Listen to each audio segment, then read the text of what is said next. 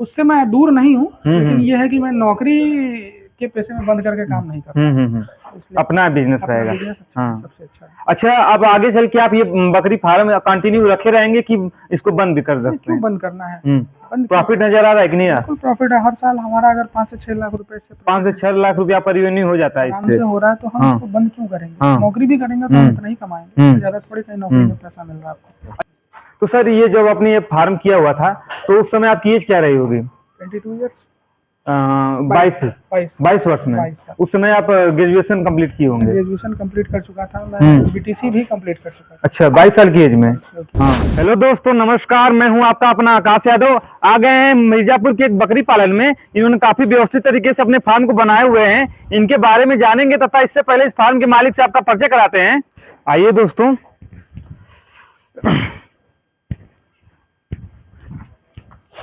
नमस्कार सर।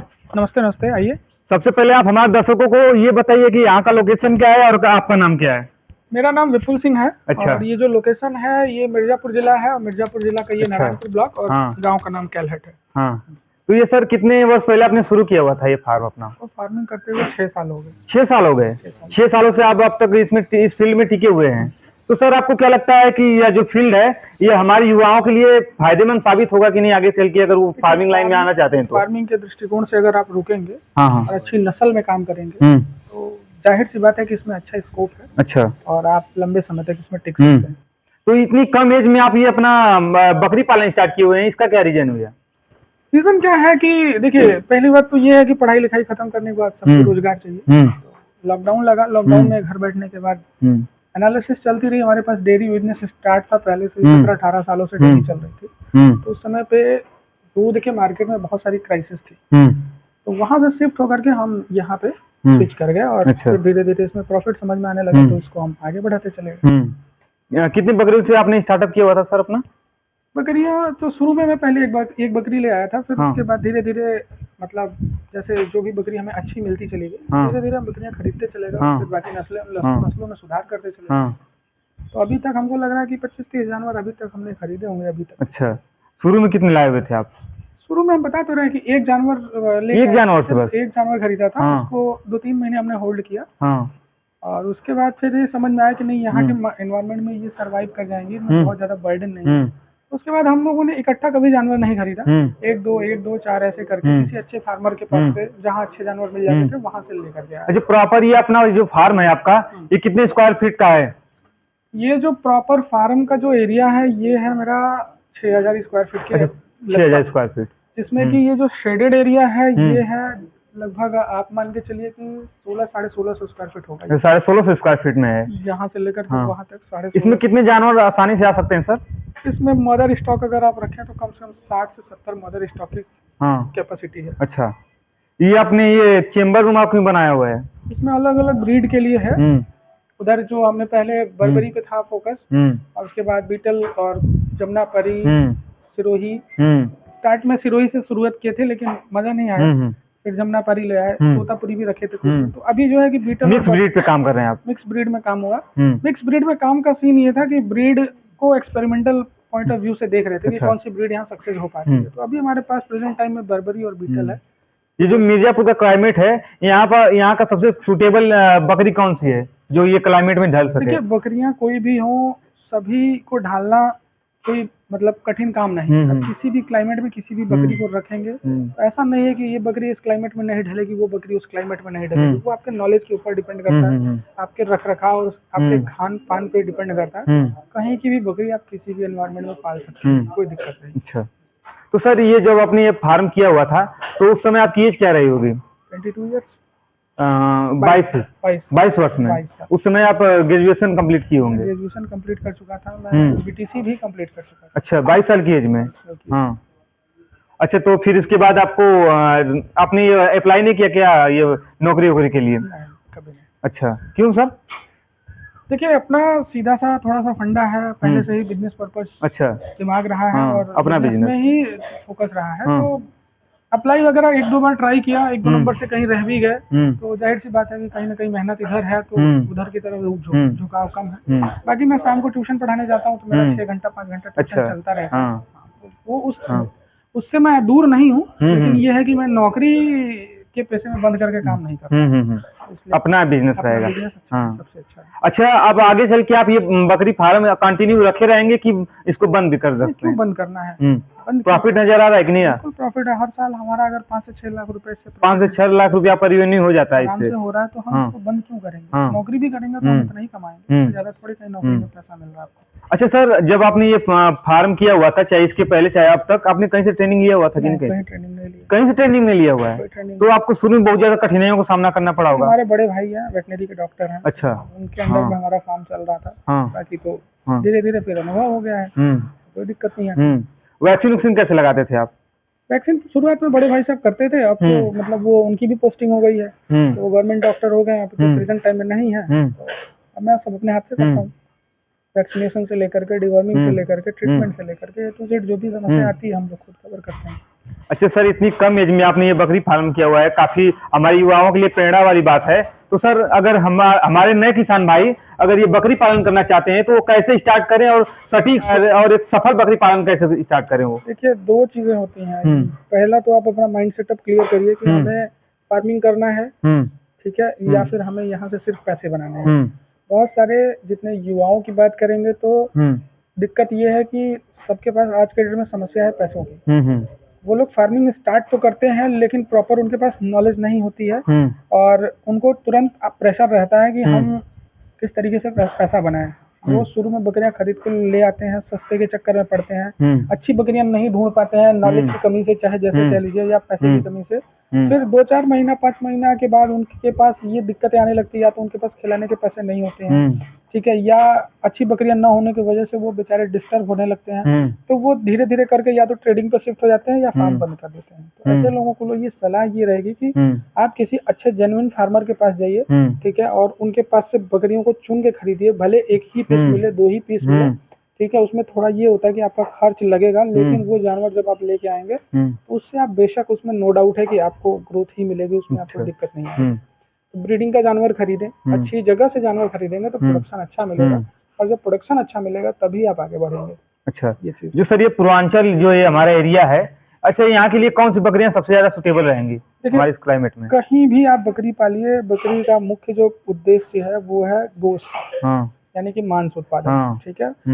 बाकी जगहों पे आप ये समझिए कि दूध उत्पादन के लिए भी लोग करते हैं, लेकिन दूध का जो मार्केट है बकरियों का, वो उतना सुटेबल नहीं है कि आपको हमेशा दूध मिलता रहे, आपको हमेशा दूध में, मतलब मार्केट में दूध की कीमत मिले, है ना। तो मांस उत्पादन अगर दृष्टिकोण को मद्देनजर रख करके चलते हैं तो इसमें 2 तरीके आ जाते हैं। या तो आप कुर्बानी के त्योहार का जो आता है उसके दृष्टिकोण को रखते हुए मतलब प्रोडक्शन करिए, और कुछ उसके साथ ऐसी ब्रीड रखिए जो आपको रेगुलर मतलब इनकम दे सके। जैसे कि छोटी ब्रीड में आपकी बर्बरी वगैरह है, ठीक है, बड़ी ब्रीड में आपका जमुनापारी आ जाती है, बीटल है, और आप तोतापुरी या अजमेरा सिरोही में भी कुछ ट्राई कर सकते हैं। मिक्स ब्रीड रखिए, तो उससे उसमें क्या है कि वेट गेन ज्यादा है। आजकल तो ट्रेंड चल रहा है बोर का, तो मांस उत्पादन में आप जितना बढ़िया डाइट देंगे उतना अच्छा उनका वेट गेन आएगा, और वेट गेन आएगा तो जाहिर सी बात है कि आपको अच्छी इनकम होगी, इनकम अच्छी मिलेगी। अच्छा सर, आप अपनी सारी बकरियों को चराई पर भी रखते हैं? नहीं, हमारी सारी बकरियां सब स्टॉल फीड पे ही हैं, हम चराई के लिए नहीं भेजते। अच्छा, तो सर आप इतना एजुकेटेड होने के बाद अगर ये बकरी पालन कर रहे हैं तो बहुत से लोग ये भी कहते हैं, अगर हमारे नए किसान भाइयों के लिए एक सलाह होगी कि अगर शुरुआत में अगर ये बकरी पालन करना चाहते हैं, अगर कोई अन्य बिजनेस उनके साथ नहीं है, तो कुछ मुर्गे और मुर्गियां भी पाल लें। उससे क्या होता है कि इनका भी खर्च निकल जाए और इनका भी निकल जाता है। ऐसा नहीं है, देखिए, किसी चीज का लाभ है तो उसका एक हानि का भी एक मतलब होता है। एक कहते हैं कि एक सिक्के के 2 पहलू होते हैं। पहली बात आपने कहा कि आप एजुकेटेड हैं, तो जाहिर सी बात है, एक बात हम आपको बता दें कि आज के डेट में अगर कोई भी लड़का हो या लड़की हो, अगर वो एजुकेटेड नहीं है तो कोई भी काम नहीं कर पाएगा। तो एजुकेशन तो मस्ट है। लोग कहते हैं कि बकरी पालन अनपढ़ों का काम है, ऐसा नहीं है। पढ़े लिखे लोग ही इसको कर पाएंगे। जो पढ़ा लिखा नहीं है उसको प्रॉपर वैक्सीन की जानकारी नहीं है, प्रॉपर डिवॉर्मिंग की जानकारी नहीं है, या प्रॉपर ट्रीटमेंट की जानकारी नहीं है, प्रॉपर नस्लों की जानकारी नहीं है, तो जब उसको जानकारी ही नहीं है, इसका मतलब वो अनपढ़ है, तो वो फिर ऐसे ही रद्दी के भाव, कूड़े के भाव प्रोडक्शन करेगा और उसको मुनाफा नहीं मिलेगा, नहीं होगा, वो घिसा पिटा फार्मिंग कर रहा है। फार्मिंग का एक लेवल होता है, तो इसको पढ़े लिखे लोग ही कर सकते हैं, पहली बात। और दूसरा प्रश्न आपने क्या पूछा था कि मुर्गे मुर्गियां रख लें, जिससे कि साइड में इनकम होती रहे। देखिए होता क्या है कि जब मुर्गे या मुर्गियां या कुछ भी आप रखेंगे, ठीक है, तो जैसे हमारे फार्म पे भी 2 4 5 मुर्गियां जो मैंने शौक के लिए पाल रखे हैं, ठीक है, इनसे मेरा कोई प्रोडक्शन का सिस्टम नहीं है। हालांकि 2 4 अंडे मिल जाते हैं जो अपने कंजप्शन में हम यूज करते हैं, लेकिन अगर आप इसको 10 20 50 के लेवल पे ले जाएंगे तो ये आपको हमेशा डिस्टर्ब करेंगे। जैसे अभी आपको दिखाएं, वो देखिए मुर्गियां हैं, वो आप उसको देख सकते हैं। वो मुर्गियां जमीन को क्या कर रही हैं, बुरी तरीके से खोद रही हैं और अपना चारा उसमें से निकाल कर रही हैं, ठीक है। ये फीडर में घुस जाती हैं, तो जानवरों के दाने को डिस्टर्ब कर देती हैं, ठीक है। अब ये मुर्गियां जो हैं कि बाहर जो जमीन को खोद रही हैं, तो धूल मिट्टी को, कड़ी मिट्टी को भी ये धूल बना देती है। तो जब हवा बहेगी तो ये धूल उड़ करके फार्म में जाएगी, तो बकरियों के नाक में जाएगा, परेशान करेंगे, या ये चारे को दूषित कर देती हैं, ठीक है। तो जितना इनसे मुनाफा नहीं होगा उतना आपको इससे नुकसान झेलने को मिलेगा। अच्छा सर, ये अपना ये जो अपना फीडर बना रखा है आपने, ये अपना कहीं से देख के बनवाए हुए हैं कि बस? नहीं, ये कई सारे एक्सपेरिमेंट के बाद बनाया हुआ है। काफी मजबूत दिख रहा है सर। हाँ, ये काफी मजबूत है। पहले उस तरीके के फ्रेम में हम बनवाए थे, वो टूट गया, वो ज्यादा दिन चल नहीं रहा था। तो उसके बाद हमने समझ में आया कि प्लास्टिक एक ऐसी चीज है जिसकी लाइफ बहुत ज्यादा है, तो फिर हमने प्लास्टिक में इस तरीके से डिजाइन किया और ये सब अपने हाथ से बनाया है। इधर हम देख पा रहे हैं कि आपने ये कुछ नमक रखा हुआ है, ये काला और सेंधा नमक है। इससे क्या फायदा रहता है? ये देखिए, सेंधे नमक को अगर आप गूगल करेंगे तो आपको मिलेगा कि सेंधा नमक में लगभग 80 से 84 प्रकार के मिनरल पाए जाते हैं, ठीक है। और काला नमक में भी बहुत सारी चीजें होती है, क्योंकि सादा नमक से ही काला नमक बनाया जाता है, तो इसमें भी बहुत सारे तरीके के खनिज तत्व और मिनरल पाए जाते हैं, और ये डाइजेशन के लिए सबसे अच्छा होता है, ठीक है। तो जो हम 300 रुपए 400 रुपए किलो का मिनरल पाउडर खरीदते हैं बाजार से, हमें उसको खरीदने की जरूरत नहीं पड़ती। हम 30 रुपए किलो का नमक रख देते हैं, बकरियां देखिए इसको चाट कर, देसी नहीं है, ये पूरा प्राकृतिक तरीका है, ठीक है, जो प्रकृति ने हमें दिया है, तो उसका यूज करो, उसका यूज करिए। क्यों 300 400 रुपए किलो का मिनरल ला करके खिलाएंगे, वेस्टेज जाता है और वो कोई फायदा नहीं। उससे अच्छा है कि आप इसको यूज करिए। अच्छा सर, आपने ये जो अपना शेड बनाया हुआ था, ये पहले से ही आपका ये शेड है? नहीं, शुरू में बनवाया हुआ था शेड तो हमारा बहुत छोटा सा था, शेड था ही नहीं हमारे पास। हम तो स्टार्ट किए थे ऐसे ही 2 4 टीन शेड रख करके, उसके बाद उसमें हमारे पास हो गई थी धीरे धीरे 30 35 जानवर। तो फिर हमें महसूस होने लगा कि नहीं, यहाँ पे ये जानवर अब सर्वाइव नहीं करेंगे, तो उसके बाद हमने ये नया शेड बनाया। नया शेड अपने इन्हीं की लागत से बनवाया हुआ है कि अलग से? इन्हीं की लागत से। अच्छा। जितना भी यहाँ कंस्ट्रक्शन आपको दिखेगा, इंफ्रास्ट्रक्चर जो भी है, सब इन्हीं के पैसों से बना है। अच्छा, तो ये कितना रुपए लगा आपका बनवाने में? ये सब टोटल शेड, जाली, फीडर विडर करने में लगभग 3 लाख रुपए के ऊपर का खर्चा। 3 लाख रुपए लग गया, और इधर उधर सब कुछ बनवाने में लगभग 3 लाख रुपए के ऊपर। तो सर, आप पर वर्ष कितना कमा लेते हैं? देखिए, कोई एग्जैक्ट तो नहीं है कि हम कितना पर वर्ष निकाल देते हैं। ये है कि अप्रॉक्स 5 लाख 6 लाख की सेलिंग हर साल हो जाती है, क्योंकि सीजनल सेलिंग रहती है। तो मार्च अप्रैल मई, लास्ट मई मतलब बीच में आते आते मई तक तो रुकता ही नहीं है। मोस्टली मार्च और अप्रैल जाते जाते ही हमारा सारा सेल हो जाता है। तो 2 महीने का सेल रहता है, पूरे साल में एक बार सेलिंग करते हैं, वही अप्रॉक्स 5 लाख 6 लाख जो निकल जाए। अच्छा, कुछ जानवर रोकना होता है तो रोक भी लिए जाते हैं। अच्छा, इनका कास्ट काट के आप 5-6 लाख रुपया बचा लेते हैं कि? कॉस्ट बहुत ज्यादा नहीं है, मान के चलिए कि 6 लाख रुपए की अगर हमने सेलिंग की है तो अप्रॉक्स मान के चलिए कि 2 लाख रुपए तो उनको खिलाने में खर्च चला जाए। 4 लाख रुपया तब भी बच गया। 4 लाख रुपए शुद्ध मुनाफा मान सकते हैं। तो सर, ये आप इनको खान पान के रूप में क्या देते हैं? अभी दलहनी भूसा है हमारे पास, मसूर है और अरहर। ये कौन सा भूसा है? ये दलहनी में मसूर का भूसा है। अच्छा, ठीक है। और ये उसके साथ साथ हमारे पास अरहर का भूसा है, तो 2 भूसा चल रहा है। और ठंडी के समय में हमारे पास मूंगफली का भूसा रहता है, तो हम दलहनी भूसा सालों साल खिलाते हैं। दाना में क्या खिलाते हैं? दाने में गेहूँ है, मक्का, जौ, बाजरा, और इस समय तो प्रेजेंट टाइम में यही चल रहा है। और बाकी पानी में गुड़ मिलाते हैं थोड़ा सा इनको पीने के लिए। गुड़ क्यों मिलाते हैं सर? ताकि थोड़ा सा इनको, जैसे गुड़ के अंदर क्या होता है, कैल्शियम की मात्रा होती है। अच्छा। गुड़ जो है कि इम्यूनिटी को स्ट्रॉन्ग करता है। बकरियां पानी दबा करके पीती हैं, तो इनको डिहाइड्रेशन की समस्या नहीं है। अच्छा, तो आप इनको वैक्सीन कैसे कैसे लगाते हैं? कौन कौन सी वैक्सीनेशन हमारे पास सारे होते हैं। वैक्सीन हमारे पास पहले राउंड में हम ET प्लस TT करते हैं, दूसरे राउंड में PPR और तीसरे राउंड में BQ, SS और FMD का जो मिला हुआ वैक्सीन आता है वो करते हैं। जैसे सर, अगर इनको नॉर्मली हम देख पाते हैं कि इनको जुकाम बुखार हो जाता है, तो बहुत से लोग ये डर जाते हैं कि उनको PPR हो गया। PPR का मेन जो लक्षण होता है वो क्या होता है सर? PPR ऐसे नहीं होता है। PPR एक बैक्टीरियल वायरल बीमारी है, ठीक है। और पीपीआर के मुख्य लक्षणों में आप देखेंगे, पीपीआर एक बार हमारे फार्म पे आ चुका है, अच्छा। तो हमें बहुत ज़्यादा उससे नुकसान नहीं हुआ। पीपीआर में जानवर, अगर आपके पास छोटे बच्चे हैं जो अनवैक्सीनेटेड हैं, वो डेथ कर जाते हैं, वो नहीं सर्वाइव कर पाते। बाकी अगर बड़े जानवर हैं तो उनका प्रॉपर ट्रीटमेंट करेंगे अगर आप, तो वो सर्वाइव कर जाते हैं। लेकिन ये है कि जानवर टूट जाते हैं। पीपीआर का शुरुआती लक्षण इनके मैग्नी से होता है। जो मैग्नी होती है वो गोबर में बदल जाती है और ढीली हो जाती है, फिर वो फूंकने लगते हैं और उसके बाद उसमें बहुत तगड़ी महक आ जाती है, काला दस्त होने लगता है। ठीक है, दस्त होने लगता है। उसके बाद धीरे धीरे ये इनके नाक से, नाक में मतलब नजला जैसे होता है, नाक बहने लगती है, झाग टाइप निकलता है। जानवर को बुखार रहता है, प्लस उसके मुंह और जीभ, पूरे जीभ से लेकर के पूरे अतड़ियों तक पक जाता है, पूरा छाले पड़ जाते हैं। ऐसे में जानवर होता है जो खा ही नहीं पाता, तो उनको हम लोग सलाइन चढ़ाते हैं। अच्छा, सलाइन देते हैं। अच्छा, अगर ऐसी अवस्था में अगर कोई बकरी हो जाए तो बचाई जा सकती है? बिल्कुल बचाई जा सकती है। देखिए, वायरल बीमारी का कोई इलाज नहीं। आइए थोड़े छांव में चलते हैं क्योंकि धूप बहुत ज्यादा है। ठीक है, वायरल बीमारी का कोई भी इलाज नहीं है। चाहे कोई भी बोले कि हम वायरस की बीमारी, कोई भी दुनिया में वायरल हो बीमारी, उसका कोई इलाज नहीं है, उसका सिर्फ बचाव है। ठीक है, वायरस जैसे हमको सर्दी जुकाम होता है तो वो 4-6 दिनों में सही हो जाता है, अपने आप सही हो जाता है, उसकी कोई दवाई हम लोग नहीं करते हैं। ठीक ना, जैसे तो वैसे ही बकरियों के साथ भी होता है। 5 दिन 6 दिन अगर इन बकरियों को बचाया जा सके तो वो जो पीपीआर का वायरस है वो अपने आप धीरे धीरे खत्म हो जाता है और बकरियां बच जाती हैं। लेकिन 6 दिन तक बिना खाए पिए किसी बकरी को जिंदा रखना बहुत कठिन काम है। तो ऐसे में आप इनको सलाइन चढ़ाइए। ठीक है, जैसे हम लोगों को कभी थोड़ा आगे पानी चढ़ाया जाता है तो वैसे इनको सलाइन चढ़ाया जाता है, जिससे कि इनके पोषण की पूर्ति की जा सके और इनके शरीर को जिंदा रखा जा सके। 5 दिन 6 दिन लगातार आप ट्रीटमेंट करेंगे तो बकरियां बच जाती हैं। अच्छा, लेकिन अगर आप प्रॉपर वैक्सीनेशन कर रहे हैं तो ऐसी नौबत नहीं आएगी। अच्छा सर, अगर हमारे नए किसान भाई वो बड़े से स्टार्ट करेंगे, पहले सीखने के लिए छोटे से स्टार्ट करें? बड़े से स्टार्ट करिए या छोटे से स्टार्ट करिए, ये मैटर करता है आपकी पूंजी के ऊपर। ठीक है, आपकी जगह के ऊपर, आपके हौसले के ऊपर।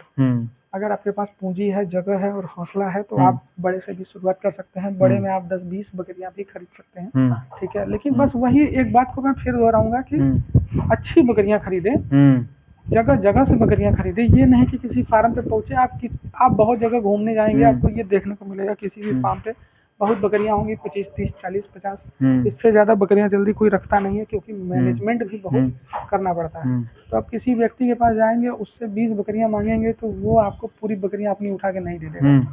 ठीक है, वो फिर अगर देता भी है तो उसके पास सड़ी गली, अच्छी बुरी जो भी बकरी रहेगी वो सब उठा करके छांट के दे देगा। तो वो आप जब ऐसी बकरी लेके आएंगे तो जाहिर सी बात है कि आप परेशान रहेंगे। 2-2 बकरियां, 3-3 बकरियां खरीदिए। अगर 10,000 की कोई बकरी मिल रही है या 15,000 की बकरी मिल रही है और नहीं मिल रही है किसी किसान के पास, वो बोलेगा कि हमें आप यही बकरी चाहिए उसके झुंड से छांट के, तो देखिए किसी के झुंड में अगर आप बकरियां छांट कर लेंगे तो वो मनमानी कीमत मांगेगा। तो कीमत दे दें, कीमत आप एक ही बार लगाइए।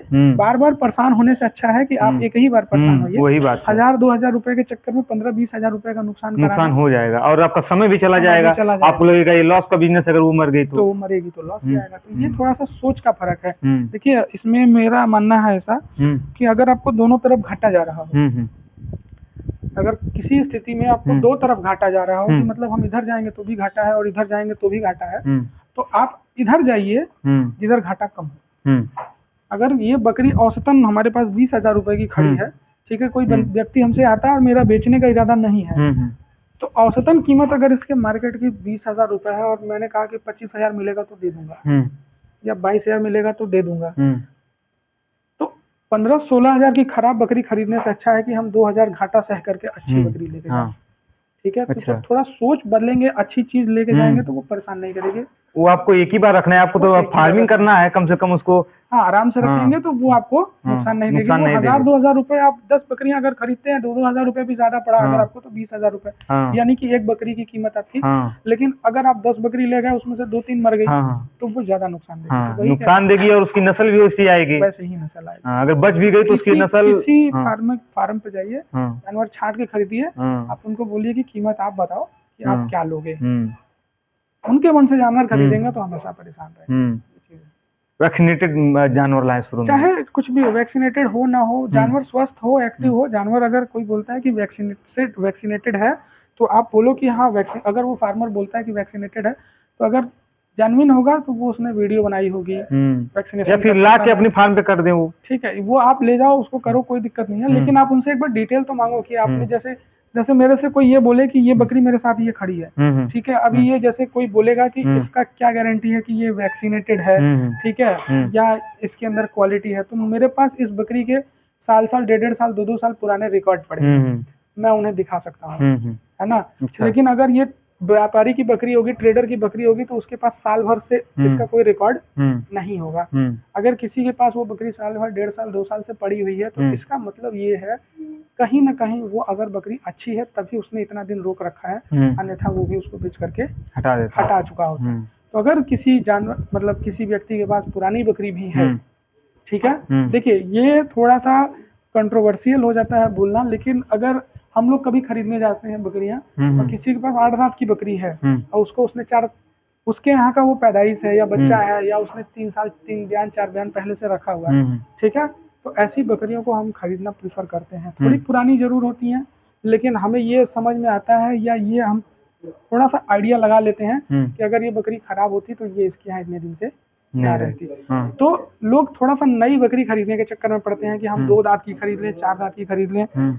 वैसी स्थिति में क्या होता है कि वो बकरियां कैसी हैं, उनकी लाइन कैसी चली आ रही है, ये इनका कोई पता होता नहीं होता। जैसे थोड़ा पुरानी मिलेगी 4 बयान की 5 बयान की भी, तो उसको खरीदने में बुराई नहीं है, क्योंकि बकरियां औसतन 11 बार 15 बार 14 15 बार बच्चे देती हैं। चौथे बयान 5वें बयान की भी बकरी बुरी नहीं होती है, ठीक है, ले आइए। आपका 2 बयान अगर आपके फार्म पे दे दी तो पैसा निकाल दे, आपका पूरा पैसा खड़ा करके जाएगी। लेकिन ये होता है कि पुरानी बकरियां जल्दी कोई बेचना नहीं चाहता। बेचने वाले तो बेचना चाहते हैं, लेकिन खरीदने वाले की हिम्मत नहीं पड़ती। लेकिन जो मजा हुआ आदमी होगा वो पुरानी बकरी में जरूर इन्वेस्टमेंट करेगा। उसको पता है कि पुरानी बकरियां कीमत से सस्ते में मिल जाती हैं और अच्छी होती है, ये चीज है। अच्छा, तो ये थोड़ा सा उनको पता होता है जिनके पास थोड़ा अनुभव है, क्योंकि जैसे अगर ये ये बकरी आपको देखने में लग रही होगी, आप इसका अंदाजा लगाइए, ये बकरी 7 बार बच्चा कर चुकी है। अच्छा, 7 बार बच्चा कर 7 बार बच्चे कर चुके हैं, और ये किसी भी एंगल से आप इसको देख करके नहीं बता सकते नहीं 7 बार बच्चा कर चुकी है, नहीं है,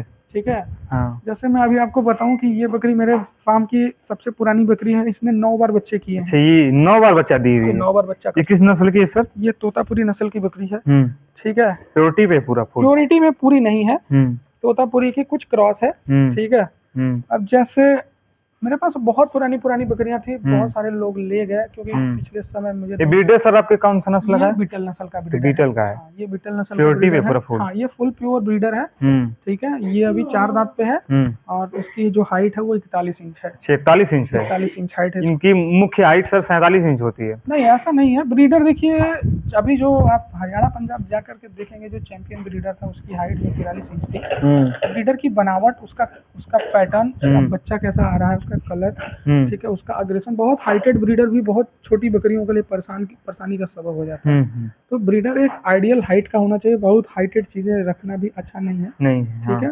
कुल मिला जुला करके बकरियों के अंदर दूध अच्छा होना चाहिए, मांस का उत्पादन अच्छा होना चाहिए, ग्रोथ अच्छा होना चाहिए। बहुत हाइटेड, हम कह रहे हैं 40 इंच या 47 इंच 48 इंच का बकरा आप खड़ा कर देंगे, उसकी मार्केट में कीमत भी तो मिलनी चाहिए।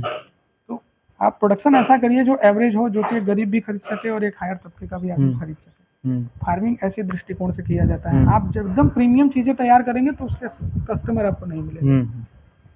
आप मांगेंगे 1 लाख रुपया, तो वो आदमी आएगा बोलेगा 60,000 ले लीजिए, तो आप कभी उसको बेच ही नहीं पाएंगे, क्योंकि वो आपके खर्च इतना गिर चुका रहता है कि आदमी परेशान रहता है। ये बात है। चलिए सर, इतनी जानकारी देने के लिए आपका बहुत बहुत धन्यवाद। बहुत बहुत धन्यवाद, आप इतनी दूर से आए। जी। वीडियो पसंद आए तो वीडियो को लाइक कर दें। ऐसी और वीडियो देखने के लिए हमारे चैनल को सब्सक्राइब जरूर कर दें। थैंक यू दोस्तों।